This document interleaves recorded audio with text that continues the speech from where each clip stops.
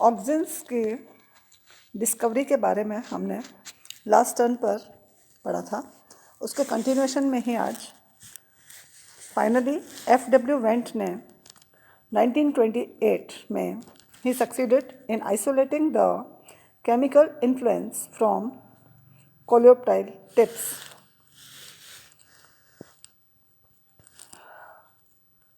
causing bending. Went cut off the tips of oat coleoptiles and placed them on small agar blocks and left them for a few hours to allow all the chemical influence to diffuse into the agar. He then placed these agar blocks on one side of the freshly decapitated coleoptile. He observed that the coleoptile grew and bent away from the side on which the block was placed. The degree of curvature of coleoptile was directly proportional to the concentration of the chemical influence in the agar block. Wendt named this chemical influence responsible for phototropic response as auxin, derived from a Greek word auxin, which means to increase or to grow. इस experiment में F.W. Went ने finally coleoptile से जो भी chemical influence या substance था उसको निकाल लिया. उन्होंने then cut tips of the oat coleoptiles and placed them on small agar blocks और उसको उन्होंने कुछ देर तक ऐसे ही रहने दिया जिससे कि वो केमिकल इन्फ्लुएंस जो था वो अगर ब्लॉक्स में चला गया. और फिर इन अगर ब्लॉक्स को जब फ्रेशली कट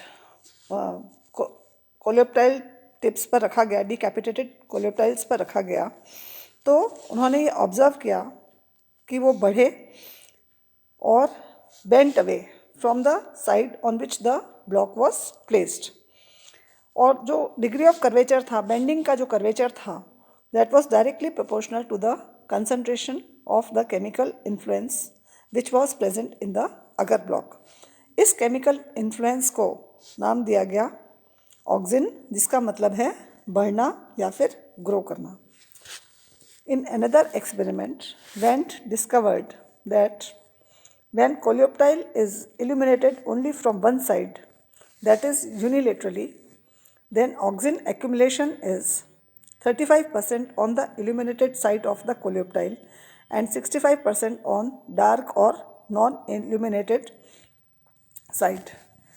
दूसरे एक्सपेरिमेंट में वेंट ने डिमॉन्स्ट्रेट किया कि कोलियोप्टाइल जब एक ही तरफ से इल्यूमिनेट करा जाता है यानी कि यूनिलेटरली, तो ऑक्सिन की जो ऑक्सिन एक्यूमुलेशन जो होता है वो 35% होता है इल्यूमिनेटेड साइड पर, और जो डार्कर साइड है या नॉन इल्यूमिनेटेड साइड होती है कोलियोप्टाइल की, उसमें ऑक्सिन की मात्रा 65% पाई गई. On the other hand, coleoptiles were illuminated uniformly all over the auxin concentration was 50-50%. जब यूनिफॉर्मली कोलियोप्टाइल्स को जब इल्यूमिनेट करा गया तो ऑक्सिन की कंसनट्रेशन लगभग बराबर 50-50% थी. वेल्स का एक्सपेरिमेंट यहाँ देखिए आप कि ऑक्सिन इसमें देखिए अगर ब्लॉक प्लेस्ड एक्सेंट्रिकली, जब इसमें एक्सेंट्रिकली प्लेस किया, यूनिलेटरली प्लेस किया, तो इसमें ग्रोथ कर्वेचर टेक्स प्लेस. और फिर लाइट जब मिली इसको तो 27% तो ऑक्सिन की कंसंट्रेशन थी इल्यूमिनेटेड पार्ट पर और 57 थी डार्कर साइड पर. जबकि लाइट अगर यूनिफॉर्मली मिल रही है इधर सी में आप देखें तो 50-50% कंसंट्रेशन ऑक्सिन की पाई गई दोनों ही साइड्स पर. तो इसका इन्होंने ये कंक्लूजन निकाला on the basis of work done on phototropism. So far, following conclusions can be drawn. growth regulating auxins are synthesized at the tips of the plant. जो ग्रोथ रेगुलेटिंग ऑक्सिन्स जो हैं, जो हार्मोन्स हैं, ये tips पर बनते हैं plant के, प्लांट एपाइसिस पर या प्लांट के शीर्षस्थ भाग पर, टिप्स पर बनते हैं ये. Auxin synthesis is inhibited on the illuminated side. जो भी पार्ट लाइट को एक्सपोज होता है, इल्यूमिनेटेड रहता है, वहाँ पर ऑक्सिन का सिंथेसिस नहीं होता है. Auxins are transported from apex to the base on the dark और इल्यूमिनेटेड साइड. ऑक्सिन्स जो हैं एपेक्स से लेकर बेस तक ट्रांसफ़र होते हैं डार्क साइड पर, या फिर वो पार्ट जो कि लाइट को एक्सपोज्ड नहीं होता है, उस पार्ट पर ऑक्सिन्स का ट्रांसपोर्टेशन जो है वो एपेक्स से लेकर बेस तक पाया जाता है.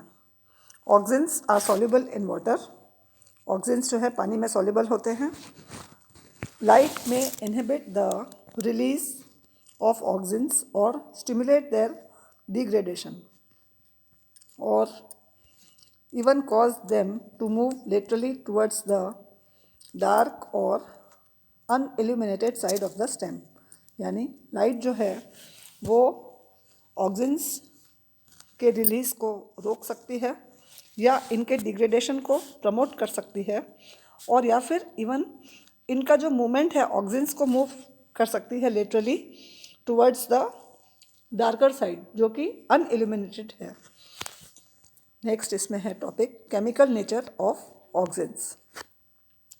केमिकल नेचर ऑफ ऑक्सिन्स में कोगल एंड हेगिन स्मिथ ने 1931 isolated 40 milligrams of pure crystalline substance from 150 liters of human urine, and this substance creates growth curvatures when placed eccentrically on decapitated coleoptiles, and they named the substance auxin A. कोगल. एक Dutch worker थे कोगल और हेगिन Smith. इन्होंने 1931 के अंदर लगभग 150 litre human urine में से 40 milligrams एक प्योर क्रिस्टलाइन सब्सटेंस आइसोलेट किया.